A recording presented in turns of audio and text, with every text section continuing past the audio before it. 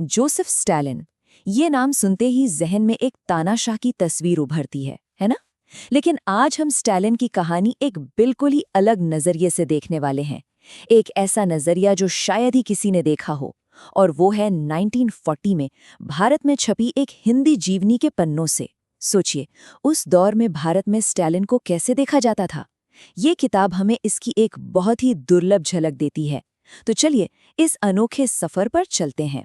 और देखिए, ये किताब शुरू होते ही एक ऐसा बयान देती है जो चौंका देता है। इसके टाइटल पेज पर ही लिखा है कि स्टालिन पीटर से अधिक महान और आइवन से अधिक भीषण है। मतलब पीटर द ग्रेट से भी महान और आइवन द टेरिबल से भी ज्यादा खौफनाक। एक ही लाइन में इतनी महानता और इतनी क्रूरता। ये बात तो साफ हो जाती है कि ये कहानी किसी साधारण जीवनी जैसी तो बिल्कुल नहीं होने वाली। तो हर कहानी की एक शुरुआत होती है ना? स्टालिन की भी है, और ये किताब उसकी कहानी शुरू करती है उसके बचपन से, जिसे एक बड़ा ही दिलचस्प नाम दिया गया है, बाल्यकाल की आवारागर्दी।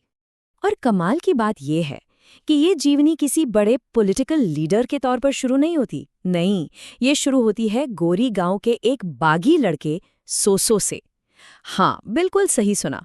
दुनिया जिसे स्टालिन यानी फौलाद का आदमी के नाम से जानती है, उसका बचपन का नाम था सोसो। कितना मासूम सा नाम लगता है ना?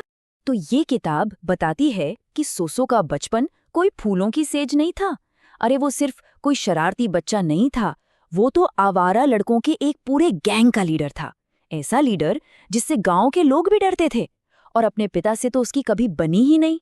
तो आप अंदाजा लगा सकते हैं कि वो कैसा माहौल रहा होगा जिसने उसके अंदर के उस बागी को शक्ल।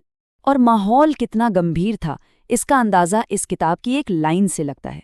लिखा है कि उसका बेचारा बाप अपने दोस्तों रिश्तेदारों से पूछता फिरता था कि इस उद्धत बालक का भविष्य कैसा होगा, मतलब इस ढीठ लड़के का क्या होगा आगे चलकर। सोचिए, उस वक्त कौन ये सोच भी सकता था कि यही लड़का एक दिन सिर्फ रूस का ही नहीं बल्कि पूरी दुनिया का इतिहास बदलने वाला है। और फिर कहानी ने एक ऐसा मोड़ आता है जो सब कुछ बदल देता है। एक दिशाहीन आवारा लड़का अब एक ऐसे इंसान में बदलने वाला था जिसके पास एक मकसद था, और वो मकसद था एक क्रांति। तो उसे सुधारने की, कह लीजिए, एक आखिरी कोशिश में उसके माँ बाप ने उसे पादरी बनाने के लिए एक धार्मिक स्कूल में भेज दिया। जगह थी टिफलिस। शायद उन्हें लगा होगा कि धर्म की छांव में आकर उनका बेटा सुधर जाएगा। और कुछ साल तक तो वो वहां रहा भी। सबको लगा कि शायद अब सब ठीक हो जाएगा। लेकिन स्कूल की उन दीवारों के पीछे कुछ ऐसा हो रहा था जो उसकी जिंदगी की दिशा हमेशा हमेशा के लिए बदलने वाला था। सोचिए, एक धार्मिक स्कूल जहां उसे प्रार्थनाएं सीखनी चाहिए थी, उन्हीं दीवारों के अंदर स्टालिन के हाथ लगी वो चीज जो वहां पूरी तरह से बैन थी, क्रांतिकारी साहित्य। ये वो किताबें थी जो जार के शासन को, रूस के सम्राट को उखाड़ फेंकने की बातें करती थी। और बस इन विचारों ने उसकी पूरी दुनिया ही हिलाकर रख दी। अब जरा सोच कर देखिए, एक नौजवान जिसके अंदर पहले से ही बगावत की चिंगारी है, जब वो ये लाइनें पढ़ता है, और कब तक आप जार के खूनी पंजे का अत्याचार सहन करते रहेंगे, तो क्या हुआ होगा? इन लाइनों ने उसे सिर्फ इंस्पायर नहीं किया, बल्कि उसके अंदर एक आग लगा दी। और ये जो बदलाव था ना, वो कमाल का था। कहाँ तो वो लड़का धार्मिक किताबें पढ़ता था, और कहाँ अब छिप छिप कर क्रांतिकारी साहित्य पढ़ रहा था।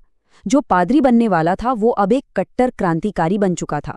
उसकी जो बेमतलब की बगावत थी वो अब जार के हुकूमत के खिलाफ एक फोकस्ड सियासी गुस्से में बदल चुकी थी। और इस दिमागी बगावत का नतीजा क्या हुआ? जाहिर है, उसे स्कूल से निकाल दिया गया। पर यह सिर्फ एक सजा नहीं थी, ये तो उसकी पुरानी जिंदगी का अंत था, और एक नई खतरनाक क्रांतिकारी जिंदगी की ऑफिशियल शुरुआत। तो चलिए अब कहानी के अगले पड़ाव पर चलते हैं। यहाँ स्टालिन स्कूल की दुनिया से निकलकर पूरी तरह से अंडरग्राउंड पॉलिटिकल मूवमेंट की अंधेरी गलियों में उतर जाता है।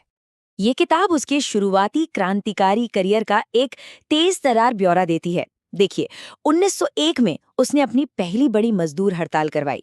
1902 में पहली बार गिरफ्तार हुआ और उसे भेज दिया गया साइबेरिया की बर्फीली जेल में।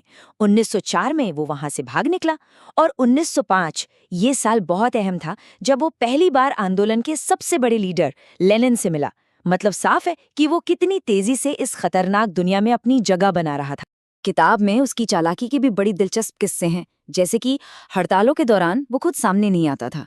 वो पर्दे के पीछे से मजदूरों को ऑर्गेनाइज करता था और मिल मालिकों पर ऐसा दबाव बनाता था कि उन्हें घुटने टेकने ही पड़ते थे।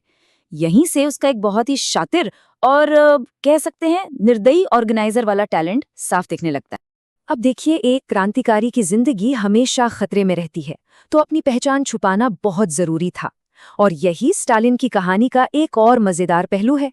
पुलिस से बचने के लिए उसके कई नकली नाम, कई चेहरे, उसके जो नाम बदलते गए वो असल में उसकी पूरी यात्रा की कहानी बताते हैं। सोसो, ये था उसके बचपन का मासूम नाम। फिर वो बना कोबा, जो जॉर्जिया का एक हीरो था। ये नाम उसके बागी तेवर को दिखाता था। जार की पुलिस से बचने के लिए तो उसने इवानोविच जैसे न जाने कितने ही नाम रखे, और आखिर में उसने वो नाम चुना जिसने उसे इतिहास में अमर कर दिया, स्टालिन, मतलब मैन ऑफ स्टील, फौलाद का आदमी।